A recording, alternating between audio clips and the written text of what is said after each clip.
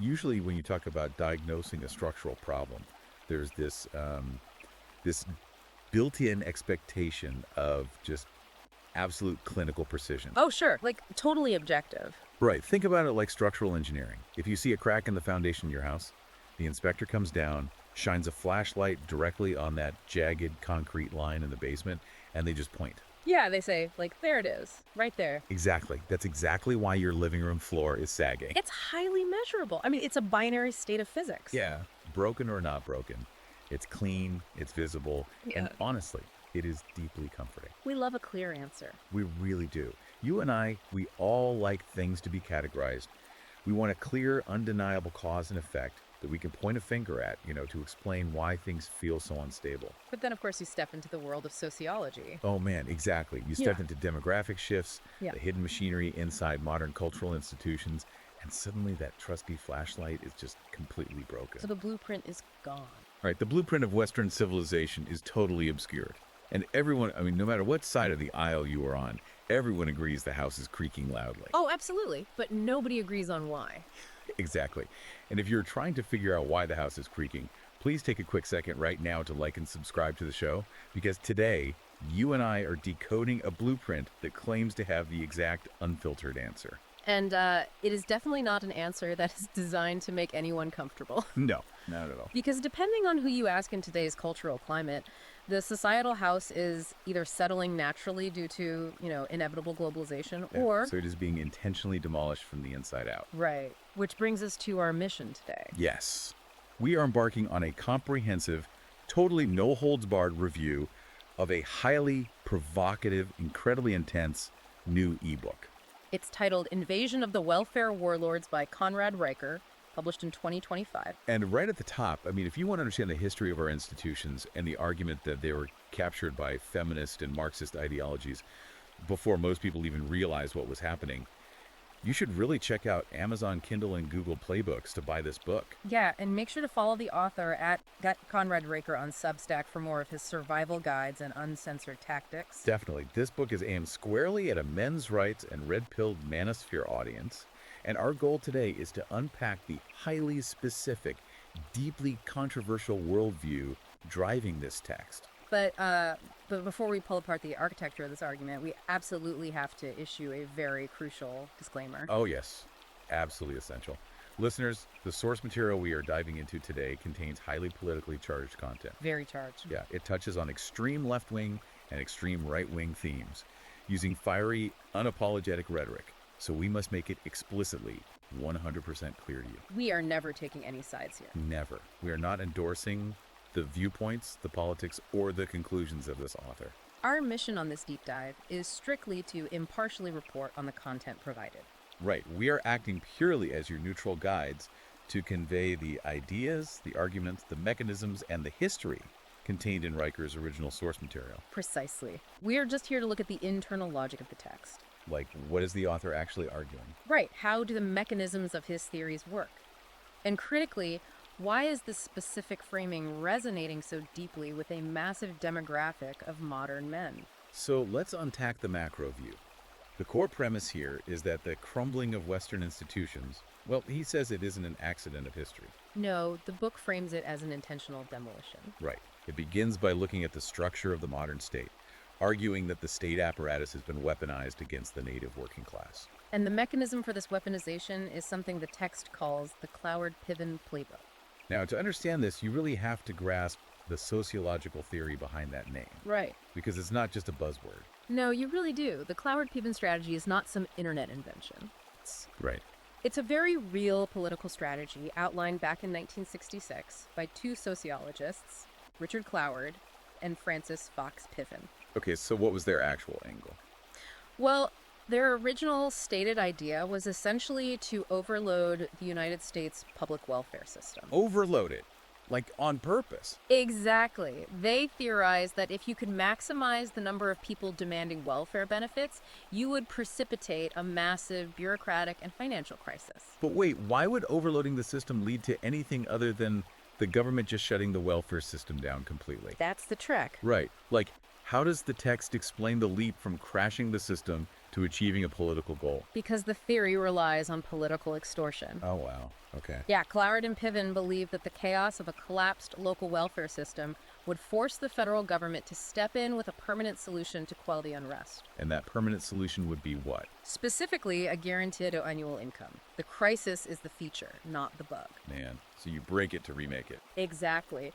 Now, what Riker does in this book is take that 1966 domestic strategy and scale it up to modern global demographics. Uh-huh. He argues that Western civilization is currently being intentionally dismantled by globalist elites and mass migration using this exact same mechanism. So the strategy, as outlined here, is deliberately drowning nations in welfare dependency until full economic collapse becomes literally a mathematical inevitability. Yep. And the text doesn't just deal in abstract theory, you know. It grounds this in highly specific anecdotes. Right, I noticed that. The text relies heavily on highlighting what it views as fundamentally inverted incentive structures. Oh, entirely. For example, Riker introduces this story from 2021 regarding a Nigerian family of 12 who settled into a taxpayer-funded flat in London. Yeah, and according to the data he cites, this single family pockets £3,200 monthly in housing aid. And the immediate comparison he draws is the real mechanism of the outrage here. Right, because of who he compares them to. Exactly.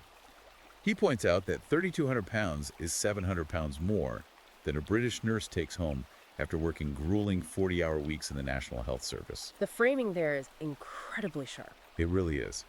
The text asserts that the state has inverted reality, where, in his words, breeding pays better than saving lives when the state rewards demographic replacement over merit. It's a profound critique of how capital is allocated. I mean, when you subsidize a non-working entity at a substantially higher rate than a critical healthcare worker. The text argues you are not just being inefficient, you are actively discouraging productivity. You are punishing the producer and incentivizing the dependent. Which brings us to another figure in the book, someone he refers to as Ahmed from Aleppo. Ah, yes. And while he notes that's a pseudonym, the financial architecture of the story is presented as totally factual. Yeah, this individual allegedly exploited a loophole in the Leeds council policy over in the UK. So what were the actual mechanics of this loophole? Because it sounds wild. The mechanics are what's critical to Riker's argument here. This individual supposedly managed to gain control of 7 separate subsidized flats. Wait, 7? 7. Because of bureaucratic blind spots, he was then able to sublet those taxpayer-funded flats at market rates. Oh my God. He was effectively acting as a state-sponsored slumlord while still drawing his own housing benefits. The text claims he was clearing £50,000 tax-free. Tax-free. And again, the juxtaposition is where the emotional payload is delivered to the reader. Always. The text contrasts this £50,000 tax-free grift with an 83-year-old World War II veteran sleeping in a freezing doorway just down the street. Yeah, it's painting a picture of a state that hates its own history and actively funds its own replacement. These anecdotes are meticulously chosen, right, to support a much larger statistical claim. No, for sure. The author pulls from a 2022 report by Migration Watch UK, which states that 68% of welfare claimants are foreign-born. 68%. Wow. Yeah, for Riker, this statistic is the smoking gun. It proves, in his view, that the welfare system has completely mutated. Right. It is no longer a localized safety net for your neighbor who falls on hard times. No, it has become a global subsidy mechanism, a vacuum draining national wealth. You know, that makes me think of a DDoS attack in cybersecurity. Oh, that's an interesting comparison. How so? Well, think about how a server actually crashes during one of those attacks. It's not a virus that breaks the code. Right, it's just traffic. Exactly. It's millions of perfectly legitimate-looking pings, millions of requests for access hitting the server simultaneously until the RAM just gives up and the whole system freezes. That is the perfect way to visualize it. The text is basically applying server architecture to civic architecture. You flood the welfare servers of Western nations with more legitimate requests than the tax base can handle. Because in a DDoS attack, the individual packets of data aren't inherently malicious, right? Right. It's the sheer volume coordinated by an outside actor that breaks the system. And Riker points directly to the institutional level coordinating this volume. Who does he blame? He claims the United Nations spends $20 billion annually to facilitate the movement of migrants into Western nations. But the author goes even deeper than modern cybersecurity metaphors. He grounds this entire phenomenon in deep antiquity. Specifically, the fall of the Roman Empire. Yes. This isn't just a passing reference either, it's the historical backbone of the book. Yes, the Roman Annona. Or, formally, the Cura Annone. So what was that, for people who don't know? This was the massive logistical operation of importing and distributing free or heavily subsidized grain to the residents of the city of Rome. Okay, so how does the grain dole actually function economically in the ancient world, and why does the text link it to modern welfare? Well, in the beginning, the grain dole was just a populist measure to keep the urban poor fed and prevent riots. Makes sense. Keep the peace. But over centuries, it became a massive, unsustainable entitlement. Riker argues that Rome didn't fall simply because barbarians knocked down the gates. Right. He says Rome fell because the state apparatus prioritized feeding an increasingly non-productive urban class over protecting and rewarding the agrarian producers and the military class out on the frontiers. And he pinpoints a very specific moment in 212 AD with Emperor Caracalla, doesn't he? Yes, the Antonine Constitution. Emperor Caracalla expanded Roman citizenship to nearly all free men throughout the entire empire. Historically, citizenship was an exclusive, highly prized status. Yeah. Right? Like it came with heavy responsibilities and distinct legal privileges. Yes, very exclusive. But the text argues this wasn't some grand, enlightened human rights initiative by Caracalla. Far from it. Riker frames it strictly as a desperate, cynical tax grab. A tax grab, wow. Yeah, Caracalla had severely depleted the treasury, paying off the military, and he needed a broader tax base. Okay, but how does expanding citizenship hurt the empire, in Riker's view? Because by instantly granting citizenship to millions of conquered peoples who had zero cultural or historical ties to Roman civic virtue, Riker argues Caracalla fundamentally diluted the very concept of what it meant to be Roman. So the text is saying, when you make everyone a citizen by decree, being a citizen means absolutely nothing. Exactly. And he draws a direct line to Emperor Aurelian decades later, who tried to buy peace by expanding the grain handouts even further, adding pork and wine to the dole. Right. The author says Aurelian wasn't feeding his people, he was signing Rome's death warrant by completely obliterating the incentive to work. Oh man. So Riker posits that we are watching a high-definition replay of this exact sequence. That's his core thesis. He argues that you absolutely cannot maintain a high-trust, high-functioning society when the entire tax burden is placed on a shrinking native working class. The modern agrarian producers, basically. Right, to support an ever-expanding population of non-citizens. He views modern globalist politicians as the exact equivalent of corrupt Roman senators. Because they pass policies that flood the city, but they live securely in guarded villas, completely insulated from the consequences of their own legislation. Exactly. Speaking of being insulated, the text introduces an analogy that is incredibly potent here. Oh, the fifth column thing. Yes. The author compares modern non-governmental organizations, NGOs, to ancient fifth columns. Now, for anyone who hasn't heard that term, a fifth column is a group of people who clandestinely undermine a nation from within. Usually in sympathy with an external enemy. Right. They are the hidden traitors who open the city gates at midnight while the army is asleep. Riker refers to this as the NGO industrial complex. So how does the text explain the mechanics here? Like, how do NGOs, which are ostensibly charities, function as an invading fifth column? Well, he specifically brings up leaked memos from organizations linked to George Soros, pointing to the funding of media outlets that actively paint any border resistance as xenophobia. But what's the actual mechanism, according to Riker? It's logistical subversion. He argues that these NGOs act as the vanguard contractors for demographic invasion. So they aren't just handing out soup in a local parish. No, they're highly sophisticated, legally armed entities providing encrypted migration routes, step-by-step asylum loopholes, and massive public relations cover. Wow. So they are essentially weaponizing human rights law against the nation state. Exactly. Riker believes that the global elite use these NGOs to deliberately bypass the democratic process. Think about it. I mean, if a native population overwhelmingly votes to secure their borders or reduce migration, the political class uses the NGOs to facilitate the migration anyway. Using international human rights courts to override local elections. He describes it as gamifying mass migration. Like, NGOs trade human desperation for international clout, massive federal grants, and moral superiority. The book features this incredibly stark, vivid scene to drive this home. Oh, the conversation in Berlin. Yes. Riker claims he spoke to an NGO worker in Berlin, and he told them to their face, "You're useful idiots. When the warlords come for your neighborhood, don't cry to me. Jesus.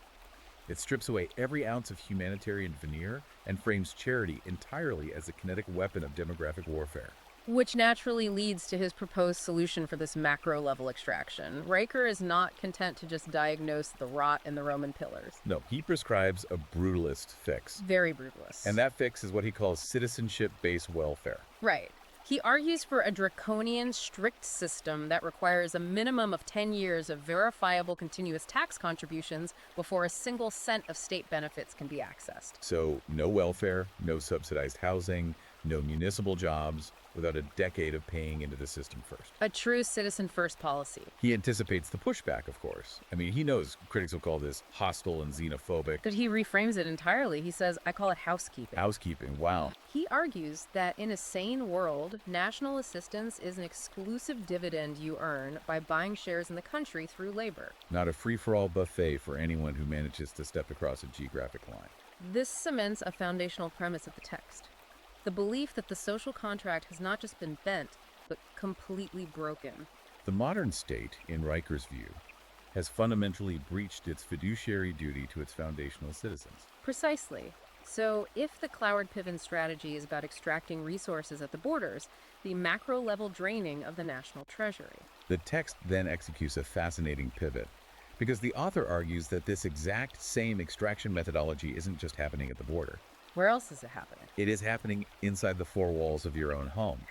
Yes. We move from how the state strips wealth on a national level to how the legal system extracts wealth on a micro-interpersonal level. And that brings us to the book's highly controversial analysis of the marriage plantation. Yeah, this section is wild.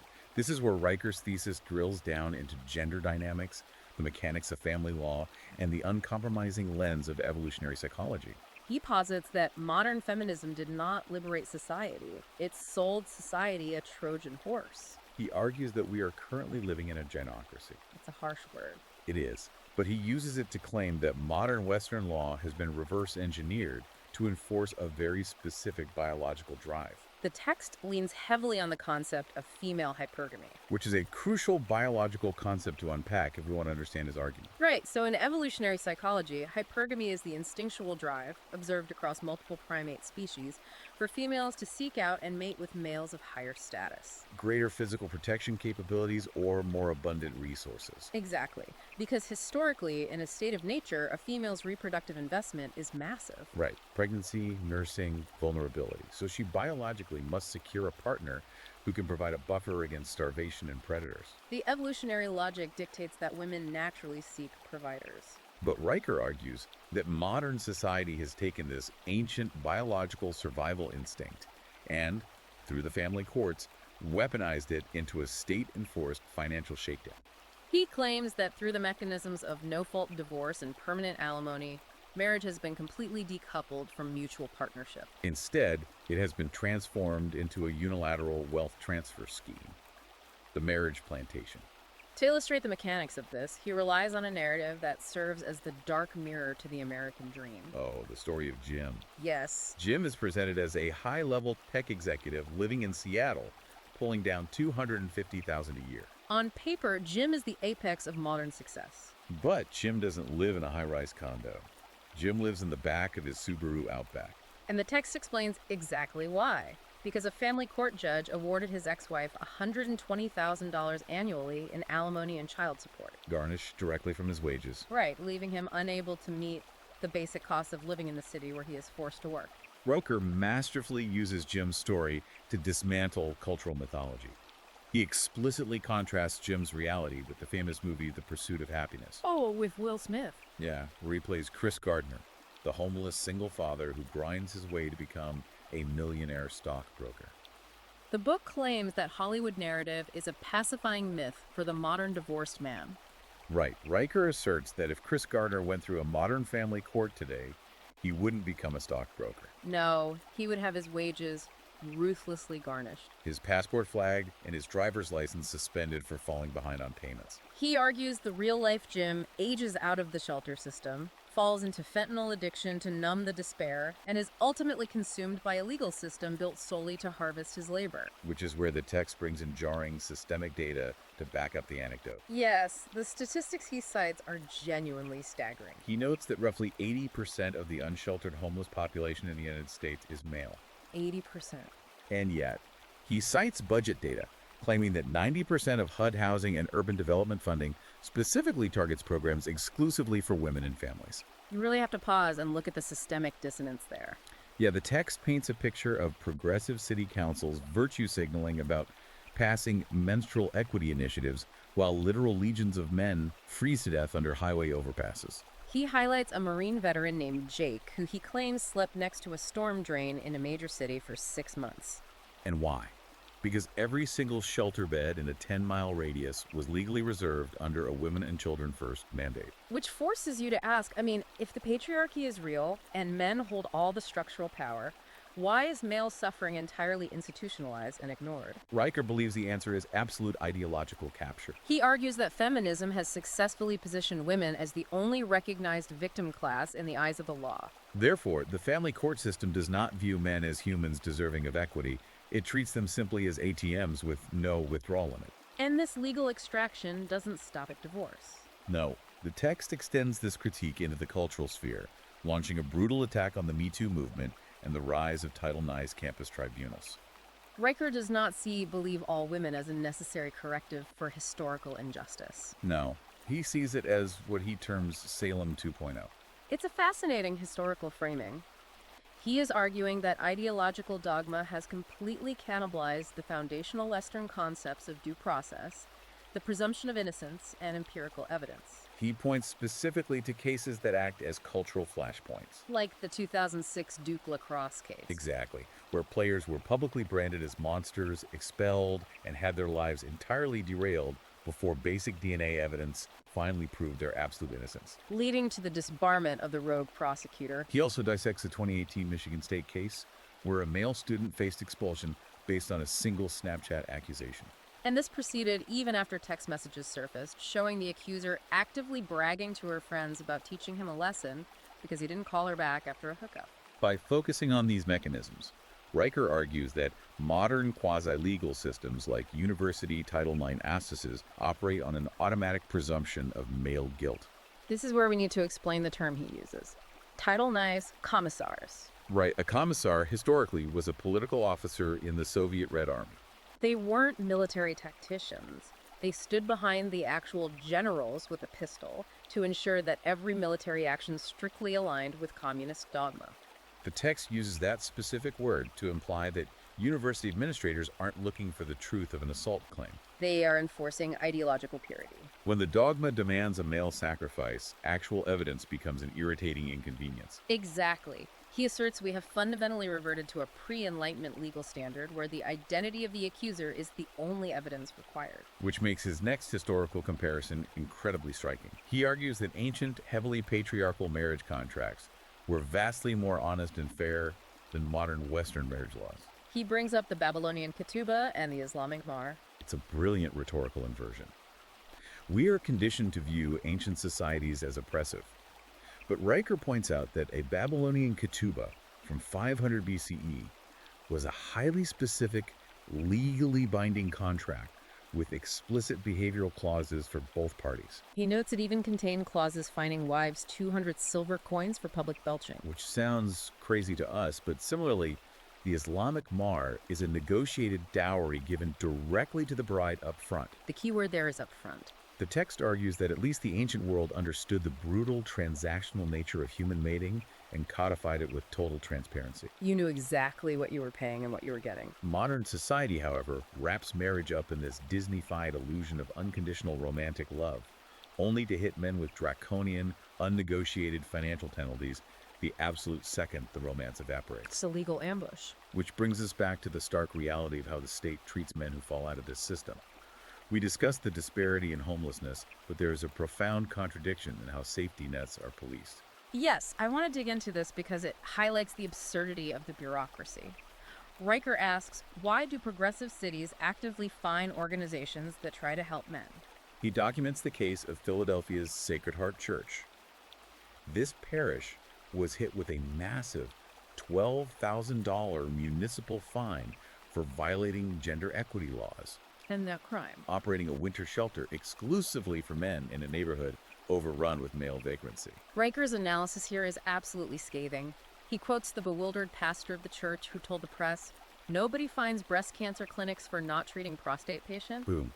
That quote perfectly encapsulates the text argument. It really does. Riker views this fine not as a misguided application of equity, but as targeted institutional malice. He argues that the bureaucratic, feminized state would literally rather watch men freeze to death on park benches than allow a private institution to offer men basic dignity without begging for the permission of the local gender studies department. He calls it policy-induced despair. So when you look at this micro-level landscape, the courts acting as a wealth extraction plantation, the cultural presumption of male guilt, the state actively finding male safety nets, what is Riker's proposed solution? Like his macro solutions, his micro solutions are radical. He calls for the immediate and total abolition of no-fault divorce and lifetime alimony. His logic is simple. Capable adults should be responsible for funding their own lives. Marriage should not be a lifetime financial suicide pact with no exit clause, especially when the legal system heavily penalizes the man, regardless of who initiated the divorce or who committed infidelity. And he includes a highly punitive mechanism. He does. He suggests legislation that would tax divorce lawyers a flat 10% on all alimony settlements they secure, and mandate that this revenue be funneled directly into funding men's shelters and male suicide prevention programs. It is a clear reflection of his belief that the family law system is inherently corrupt. He wants to directly attack the financial incentives of the legal profession, forcing the people, who he claims profit off male disposability, to financially underwrite the collateral damage they create. So if the state is legally extracting wealth on a macro level at the border, and the family courts are extracting it on a micro level in the home, you naturally have to wonder. Right, why aren't men pushing back? How are generations of men being conditioned to just quietly accept this architecture? And Riker argues that the conditioning starts long before they ever reach a tax bracket or divorce hearing. It starts in kindergarten. Which brings us to Section 3, Institutional Capture. This section is the psychological core of the book. It hinges entirely on Riker's recurring mantra: biology isn't bigotry. He argues that the deep-seated evolutionary traits of men, natural energy, assertiveness, physical strength, hierarchical dominance, are survival adaptations that built the world.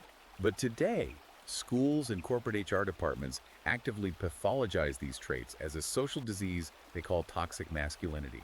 He grounds this in hard science to prove that these traits aren't social constructs. They are bone-deep realities. He cites a fascinating 2016 study from Columbia University, published in the Proceedings of the National Academy of Sciences. Right. The researchers analyzed the skeletal remains of Upper Paleolithic humans. And the findings regarding sexual dimorphism are critical here. Exactly.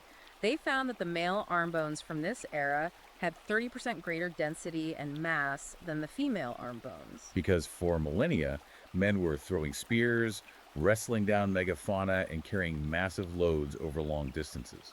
Riker uses this evolutionary reality to establish that the physical and psychological differences between the sexes were forged in the crucible of survival. His central argument is that the male biological drive for physical exertion and boundary testing is exactly what built the electrical grid, the aqueducts, and the skyscrapers we sit in today. Yet, this very same biological inheritance is now deemed unacceptable by the institutions it built. He gives this almost surreal dystopian example to illustrate this. He points to certain gym chains in Sweden that began actively removing weight benches and heavy barbells from their floors. And the stated goal: to discourage testosterone-driven lifting and promote an egalitarian, non-intimidating fitness space. The irony is rich, and Riker milks it. He notes that this is a geographic region that once bred Viking explorers who crossed oceans in open longboats, now actively shaming men for the vertical trajectory of a barbell. He views this as a deliberate psychological erasure of masculinity. The goal isn't fitness. The goal is to fold men into docile, manageable origami shapes. And as the text proves, this institutional hostility starts incredibly early. He introduces the story of a father in Texas who was absolutely furious because his third-grade son was penalized on a math test. Oh yeah, the math test. The question was 8 times 3. The boy answered 24, and he was marked wrong. Let's explain the mechanics of why he was marked wrong, because it goes to the heart of the educational critique. Under the specific Common Core rubric the school was using, the required answer wasn't just the number 24. The rubric demanded a specific, highly convoluted method of grouping and visual modeling to arrive at the answer. Right. The boy wrote objective logic to arrive at the objectively true answer, but he was penalized because he failed to comply with the bureaucratic process. Riker uses this specific mechanism to illustrate how the feminized education system prioritizes emotional compliance and rule following over objective truth, directness, and merit. And he argues this demand for compliance rapidly escalates into pharmaceutical intervention. This is a massive pillar of his argument. The text argues that the modern education system uses ADHD medications, specifically stimulants like methylphenidate and zero-tolerance behavioral policies, not to keep children safe, but to achieve what he calls behavioral castration. He is arguing that the natural developmental mechanisms of boys are being criminalized. He brings up a chilling case from the UK in 2022. A father was arrested in his own home after his 8-year-old son showed up to school with a minor rug burn on his arm. How did he get it? Wrestling with his dad on the living room floor. The school called the authorities, and the police charged the father with assault. Riker points out that roughhousing, physical testing, and play combat have been child development 101 since Australopithecus fathers taught their sons to throw rocks. It's the mechanism by which young male mammals learn boundaries, pain tolerance, and physical capability. Exactly. He says that lions don't guilt-trip their cubs and send them to therapy for practicing pounces in the grass. So why is Western society aggressively drugging its boys for acting like boys? He argues zero-tolerance policies are simply a tool to pathologize boyhood itself. And this institutional suppression doesn't magically stop at high school graduation. It metastasizes into higher education. He cites an audio recording of the UC Berkeley psychology professor who openly admitted to docking the grades of male students during seminar discussions. The professor's justification: she felt the male students were guilty of overconfidence. One kid allegedly lost a full letter grade for what the professor termed manspreading his opinions.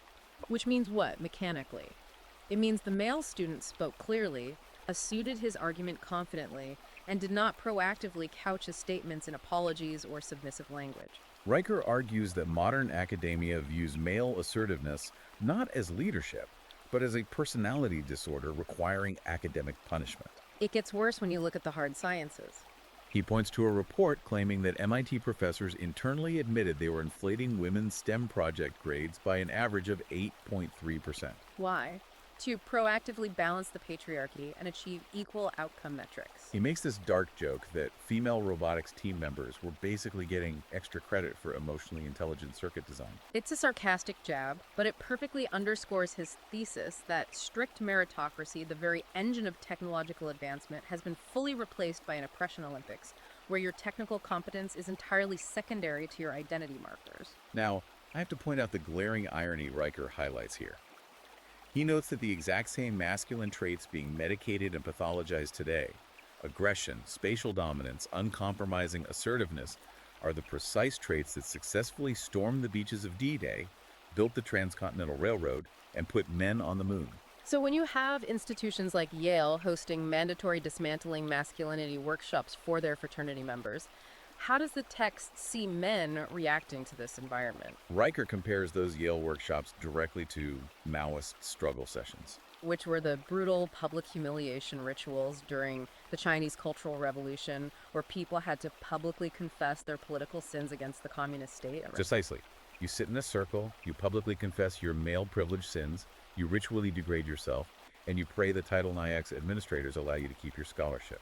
But Riker argues that men aren't just taking it anymore. They are looking at this architecture and simply walking away. He notes that male enrollment at liberal arts colleges has cratered by a massive 15% since 2010, with internal surveys showing 60% of male dropouts, citing a hostile campus climate. Smart men recognize a rigged game, and they opt out. And for those who do graduate and enter corporate America, they run headfirst into what Riker calls the guilt industrial complex. Think about the last time you saw a corporate training seminar hit the news. The text dissects the 2018 incident where Starbucks shut down 8,000 stores nationwide for an afternoon to mandate a $12 million racial bias training session for all employees. Riker describes the mechanics of this training, where minimum wage baristas were essentially forced to wear "I am racist" name tags and confess their unconscious biases. But he doesn't just mock it. He analyzes it through evolutionary psychology. He argues that public shaming exercises hijack our primal neural pathways. It's the exact same biological instinct that forces a subordinate dog to roll onto its back and expose its throat when scolded by the alpha. He claims corporations have weaponized this deeply ingrained submission instinct, rebranding psychological humiliation as conscious raising. It's a mechanism of corporate control, masquerading as social justice. He quotes a Jesuit scholar, Father Marco Daviano, who looked at these massive DEI corporate trainings and likened them to secular indulgences. In the Middle Ages, you paid the Catholic Church to forgive your sins. Today, Riker argues, the corporate executive pays a $200 an hour diversity consultant to absolve them of the original sin of being born a white male. He even mentions a suburban book club in Detroit that completely imploded while trying to read Robin DiAngelo's White Fragility. He compares DiAngelo to a medieval indulgence peddler who has successfully monetized racial self-loathing. Which logically forces the question.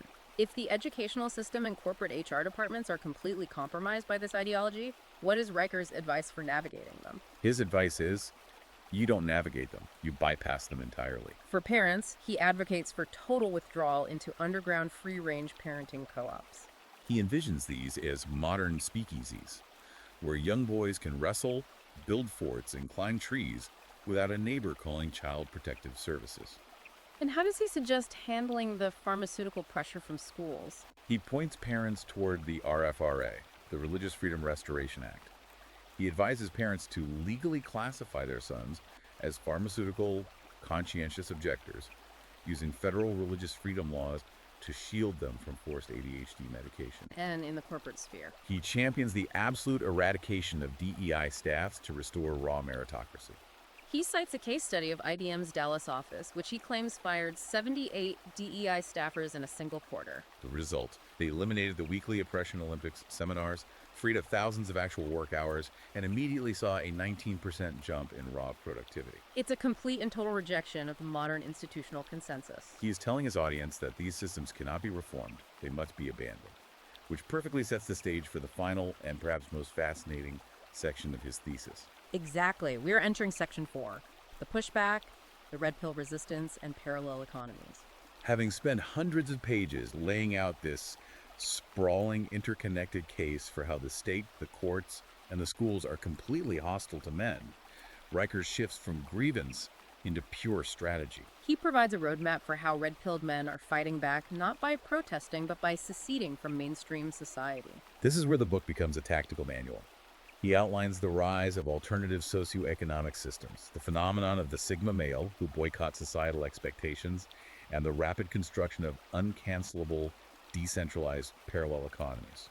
Let's start with the most intimate boycott, the romantic strike. Riker looks globally and points to the phenomenon of Japan's herbivore men.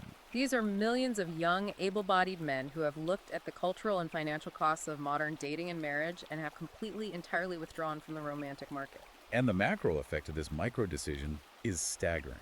Riker points out that these men are single-handedly crashing the Japanese birth rate. But the text doesn't view this as a psychological pathology or a tragedy. Riker views it as a highly rational economic boycott. He argues the mechanics of it perfectly. When a society aggressively weaponizes intimacy through biased divorce courts, false accusations, and relentless cultural hostility toward masculinity, smart men calculate the risk-to-reward ratio and simply opt out. He asks a very stark, haunting question to his readers.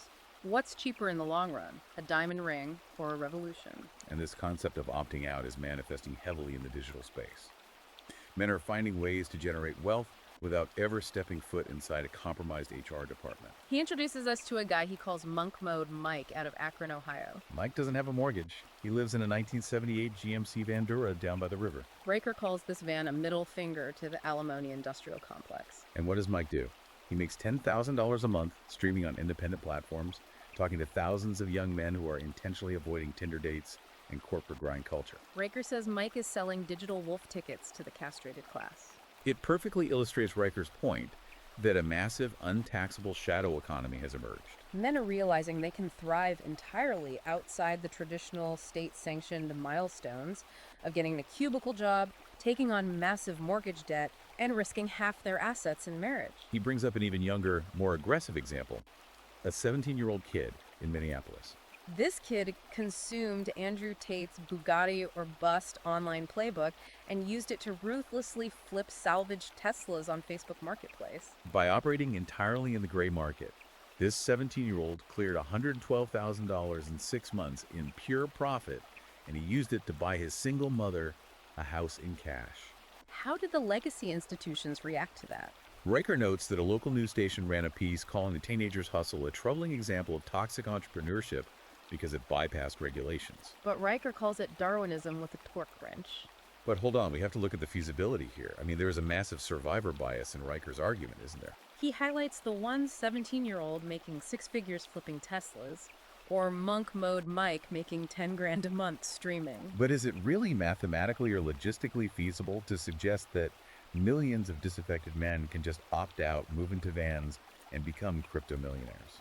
Doesn't a parallel economy still fundamentally require the legacy infrastructure, the electrical grid, the paved roads, the internet cables to even exist? That is exactly the friction point, and it's a brilliant question. How can you secede from a system while still using its Wi-Fi? Riker addresses this tension through a concept he calls the collapse calculus. He argues that men aren't just abandoning infrastructure, they are adapting their ancient biological software to hack the digital age. Explain the mechanism of the collapse calculus. He theorizes that the 3D spatial intelligence and pattern recognition skills that our Paleolithic ancestors used for tracking antelope migrations across the savannah are now being deployed by modern men to spot bullish pennant patterns on Binance crypto charts.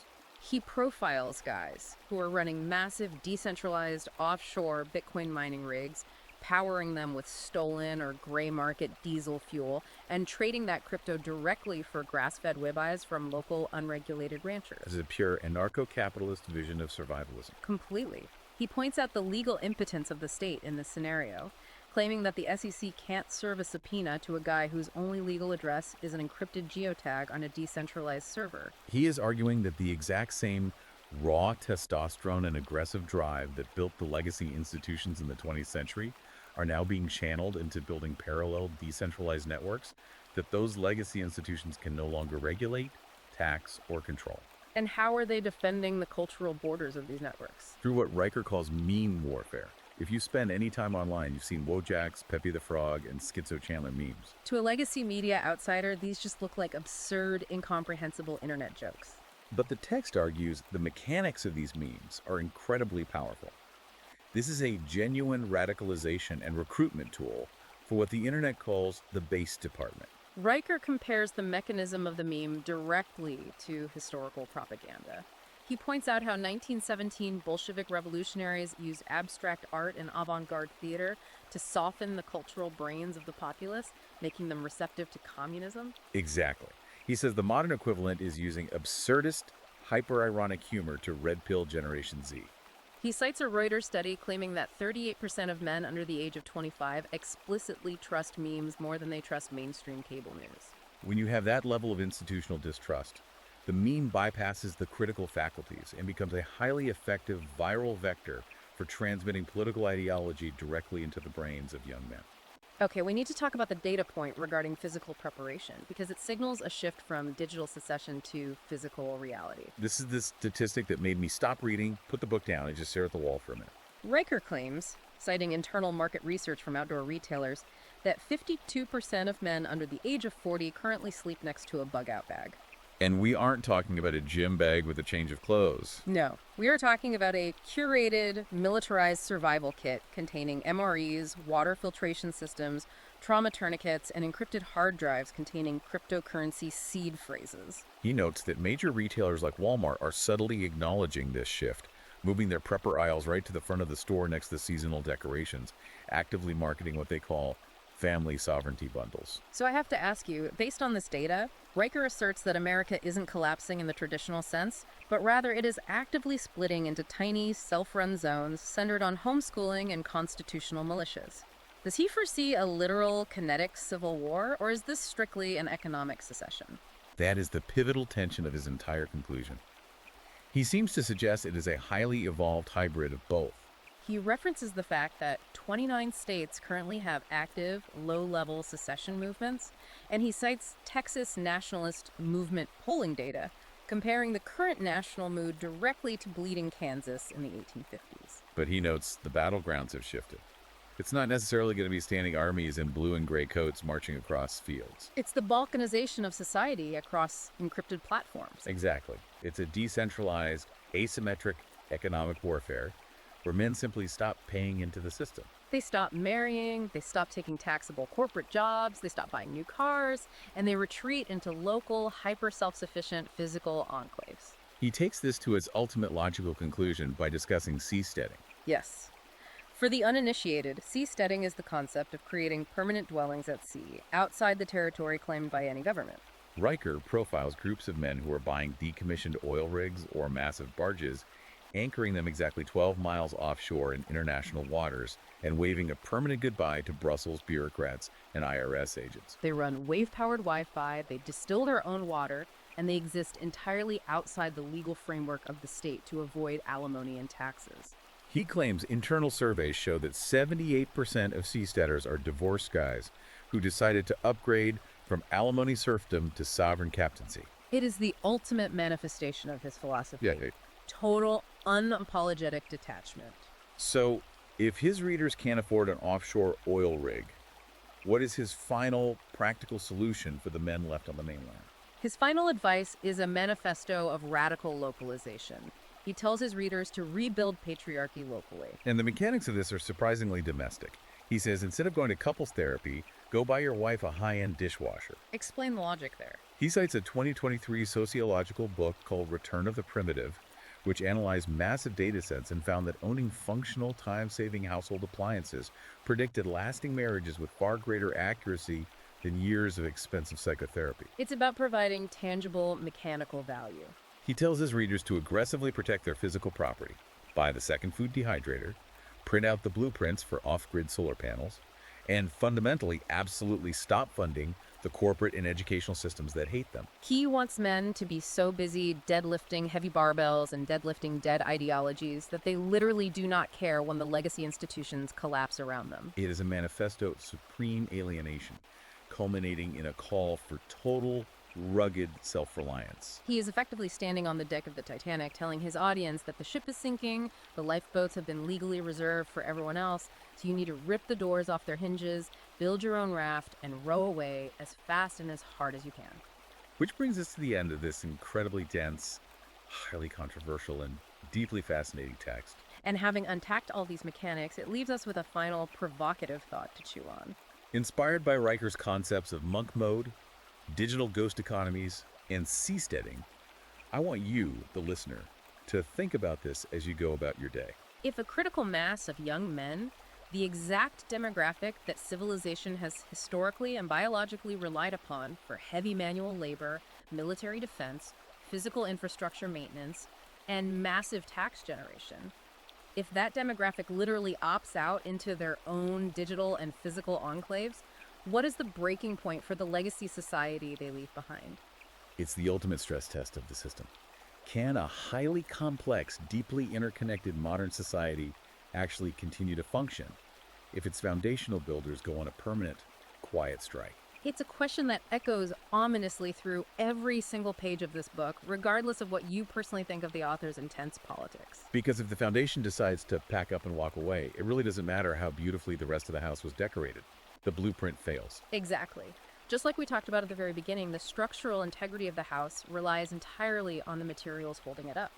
If you want to dive into the source material yourself, examine the mechanics of these arguments, and see the full scope of this worldview, remember to check out Amazon Kindle and Google Play Books to buy Invasion of the Welfare Warlords. And make sure you follow the author at Conrad Riker at Substack for his continuing essays and survival guides. Thank you so much for joining us on this deep dive. We explored some incredibly intense, jagged terrain today, and we appreciate you riding along as we unpack the architecture of it all. Please remember to hit that like button and subscribe to the show. It is the best way to help us grow and bring you more breakdowns. Until next time, keep questioning the blueprint.